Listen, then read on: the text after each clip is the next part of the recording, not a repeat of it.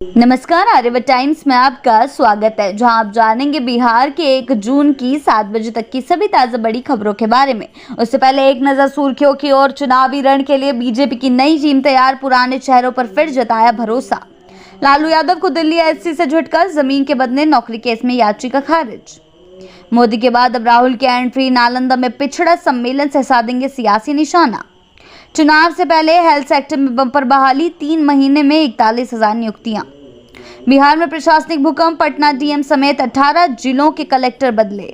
बढ़ते हैं खबरों की ओर विस्तार से। चुनावी रण के लिए बीजेपी की नई टीम तैयार, पुराने चेहरों पर फिर जताया भरोसा। जी हां, बिहार विधानसभा चुनाव की आहट के बीच बीजेपी ने अपनी नई प्रदेश इकाई का गठन कर दिया है। प्रदेश अध्यक्ष दिलीप जायसवाल की अगुवाई में बनी इस टीम में 5 महामंत्री, 13 उपाध्यक्ष और 14 मंत्री शामिल हैं। कई पुराने चेहरों को फिर से जिम्मेदारी दी गई है। राजेश वर्मा एक बार फिर महामंत्री बने हैं, जबकि एमएलसी प्रमोद चंद्रवंशी को उपाध्यक्ष का दायित्व सौंपा गया है। पार्टी की आर्थिक जिम्मेदारी राकेश तिवारी को ट्रेजर के रूप में दी गई है। ये टीम चुनावी रणनीति को धार देने में अहम भूमिका निभाएगी। बढ़ते हैं अगली खबर की ओर। लालू यादव को दिल्ली एचसी से झटका, जमीन के बदले नौकरी केस में याचिका खारिज। जी हां, दिल्ली हाई कोर्ट ने राजद प्रमुख लालू प्रसाद यादव की उस याचिका को खारिज कर दिया है जिसमें उन्होंने जमीन के बदले नौकरी घोटाले में निचली अदालत की कार्यवाही पर रोक लगाने की मांग की थी। इस मामले की जांच सीबीआई कर रही है। लालू यादव की ओर से कपिल सिब्बल ने कोर्ट में दलील दी थी कि मामला कानूनन टिकाऊ नहीं है, लेकिन कोर्ट ने दलील खारिज करते हुए कार्रवाई जारी रखने का रास्ता साफ कर दिया है। बढ़ते हैं अगली खबर की ओर। मोदी के बाद अब राहुल की एंट्री, नालंदा में पिछड़ा सम्मेलन में साधेंगे सियासी निशाना। जी हां, लोकसभा में नेता प्रतिपक्ष राहुल गांधी एक बार फिर बिहार दौरे पर आ रहे हैं। 6 जून को नालंदा में होने वाले पिछड़ा सम्मेलन में वे शिरकत करेंगे। यह उनका इस साल का बिहार का 5वां दौरा होगा। पीएम नरेंद्र मोदी के हालिया बिहार दौरे के ठीक बाद राहुल की एंट्री को लेकर सियासी पारा जो है वो चढ़ गया है। नीतीश सरकार के मंत्री और बीजेपी नेता नीरज बबलू ने तंज कसते हुए भी कहा है, मोदी की नकल से अकल नहीं आती। बढ़ते हैं अगली खबर की ओर। चुनाव से पहले हेल्थ सेक्टर में बंपर बहाली, 3 महीने में 41,000 नियुक्तियां। जी हां, बिहार चुनाव से पहले स्वास्थ्य विभाग में बड़ी भर्ती होने जा रही है। स्वास्थ्य मंत्री मंगल पांडे ने ऐलान किया कि अगले 3 महीनों में 41,000 नई नियुक्तियां की जाएंगी। फिलहाल 8,500 पदों पर बहाली अंतिम चरण में है, जबकि 15 दिनों में 722 डॉक्टरों की नियुक्ति प्रक्रिया पूरी कर ली जाएगी। शनिवार को मंत्री ने 228 विशेषज्ञ डॉक्टरों को नियुक्ति पत्र भी सौंपे। सरकार इस कदम को स्वास्थ्य सेवाओं को मजबूत करने और युवाओं को रोजगार देने की बड़ी पहल मान रही है। बढ़ते हैं अगली खबर की ओर। बिहार में प्रशासनिक भूकंप, पटना डीएम समेत 18 जिला कलेक्टरों बदले। जी हां, बिहार में बड़े स्तर पर प्रशासनिक फेरबदल किया गया है। पटना सहित 18 जिलों के जिला अधिकारी बदल दिए गए हैं, जबकि 6 प्रमंडलों में नए आयुक्तों की तैनाती हुई है। कुल 47 आईएएस अधिकारियों को नई जिम्मेदारियां सौंपी गई हैं। इनमें 5 अधिकारियों के पदों को उत्क्रमित किया गया है और 1 को अतिरिक्त प्रभार दिया गया है। शनिवार को सामान्य प्रशासन विभाग ने इस संबंध में अधिसूचना जारी की। बढ़ते हैं अगली खबर की ओर। डायल 112 की महिला सिपाही की संदिग्ध मौत, पुलिस पति हिरासत में। जी हां, पटना में डायल 112 में तैनात महिला सिपाही की मौत से सनसनी फैला दी है। उनकी लाश घर से संदिग्ध हालत में बरामद हुई, जिससे इलाके में हड़कंप मच गया। मृतका का पति, जो खुद बिहार पुलिस में सिपाही है, फिलहाल हिरासत में है। दोनों की शादी 2020 में हुई थी। पति का दावा है कि आपसी विवाद में पत्नी ने आत्महत्या कर ली, लेकिन महिला के गले पर मिले निशान संदेह को और गहरा कर रहे हैं। पुलिस मामले की जांच में जुटी हुई है।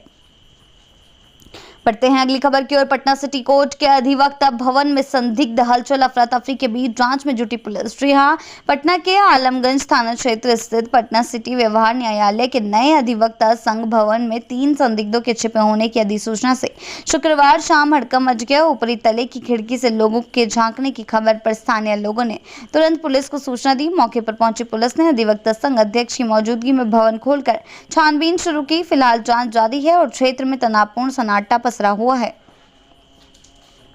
बढ़ते हैं अगली खबर की ओर। बिना पासपोर्ट भारत में रह रहा था बांग्लादेशी, कोर्ट ने सुनाई 10 साल की सजा। जी हां, बेतिया में बिना वैध दस्तावेज भारत में रह रहे एक बांग्लादेशी नागरिक को कोर्ट ने 2 साल 6 महीने की सजा सुनाई है। अपर सत्र न्यायाधीश पंचम विमलेंदु कुमार ने फॉरेनर एक्ट और पासपोर्ट एक्ट के तहत सजा का फैसला सुनाया। आरोपी पर 10,000 रुपए जुर्माना भी लगाया गया है, जिसे अदा न करने की स्थिति में उसे 1 माह अतिरिक्त जेल में रहना होगा। मामला सुरक्षा एजेंसियों के लिए भी गंभीर संकेत माना जा रहा है। बढ़ते हैं अगली खबर की ओर। बिहार में स्वास्थ्य व्यवस्था मजबूत, 228 विशेषज्ञ डॉक्टरों को नियुक्ति पत्र वितरित। जी हां, बिहार सरकार ने स्वास्थ्य सेवाओं को बेहतर बनाने के लिए बड़ा कदम उठाया है। राष्ट्रीय स्वास्थ्य मिशन के तहत चयनित 228 विशेषज्ञ चिकित्सकों को पटना के अधिवेशन भवन में नियुक्ति पत्र सौंपे गए। इस मौके पर स्वास्थ्य एवं विधि मंत्री मंगल पांडे मौजूद थे। यह पहल राज्य के चिकित्सा क्षेत्र को और मजबूत करने में अहम साबित होगी। बढ़ते हैं अगली खबर की ओर। सिवान में भाजपा ने मनाई अहिल्या बाई होलकर की 300वीं जयंती, महिला मोर्चा की अध्यक्षता में धूमधाम। जी हां, सिवान के नगर सभागार में भाजपा ने अहिल्या बाई होलकर की 300वीं जयंती समारोह भव्य रूप से मनाया। कार्यक्रम की अध्यक्षता महिला मोर्चा की जिला अध्यक्ष सोनी गुप्ता ने की।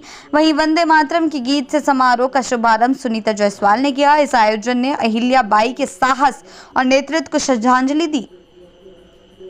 बढ़ते हैं अगली खबर की ओर। नीतीश सरकार ने 14 आईएएस अधिकारियों को सचिव पद पर पदोन्नत किया। 31 बीएएस अधिकारियों का भी तबादला। जी हां, बिहार सरकार ने आईएएस के 14 अधिकारियों को सचिव पद स्तर पर पदोन्नत कर दिया है। सामान्य प्रशासन विभाग ने अधिसूचना जारी कर 2010 बैच के अधिकारियों को यह जिम्मेदारी सौंपने की पुष्टि की है। पदोन्नति का लाभ वेतनमान 1 जनवरी 2026 या इसके बाद पदभार ग्रहण करने की तिथि से मिलेगा। साथ ही बिहार प्रशासनिक सेवा के 31 अधिकारियों का तबादला भी किया गया है। ये बदलाव राज्य प्रशासन में ताजगी और मजबूती लाने की दिशा में महत्वपूर्ण कदम माना जा रहा है।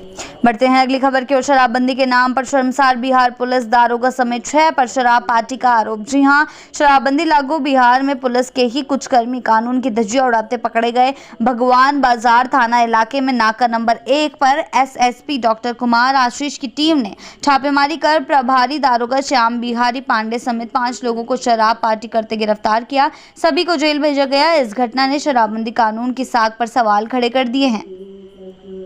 बढ़ते हैं अगली खबर की ओर। बिहटा एयरपोर्ट का नाम सहजानंद सरस्वती रखने की सीपीआई सांसद ने केंद्र से की मांग। जी हां, पटना के बिहटा एयरपोर्ट का नाम समाज सुधारक और किसान नेता स्वामी सहजानंद सरस्वती पर रखने की मांग उठी है। सीपीआई के राज्यसभा सांसद पी संतोष कुमार ने नागरिक उड्डयन मंत्री को पत्र लिखकर इसे ऐतिहासिक और नैतिक जिम्मेदारी बताया। उनका कहना है कि इससे बिहार के महान सपूत की विरासत को उचित सम्मान मिलेगा। बढ़ते हैं आखिरी खबर की ओर। जेडीयू के पूर्व विधायक हेम नारायण साह पर शिकंजा, कोर्ट ने दी संपत्ति कुर्की की मंजूरी। जी हां, मारपीट और लूटपाट के केस में कोर्ट में गैर हाजिर रहने पर जेडीयू के पूर्व विधायक हेम नारायण साह की मुश्किलें बढ़ गई है। विशेष एमपी एमएलए कोर्ट ने यह सह अभियुक्तों संग उनकी संपत्ति कुर्क करने का आदेश जारी किया है। पहले ही उनके खिलाफ गैर जमानती वारंट जारी हो चुका है। इस बीच उनके बॉडीगार्ड को गोली लगने की खबर ने मामला और भी ज्यादा गर्मा दिया है। बिहार की ऐसी ही ताज़ा बड़ी खबरों के लिए जुड़े रहें आर्यावर्त टाइम्स के साथ ही चैनल को सब्सक्राइब करना ना भूलें और हमारी फेसबुक और वेबसाइट के साथ भी जरूर जुड़ें।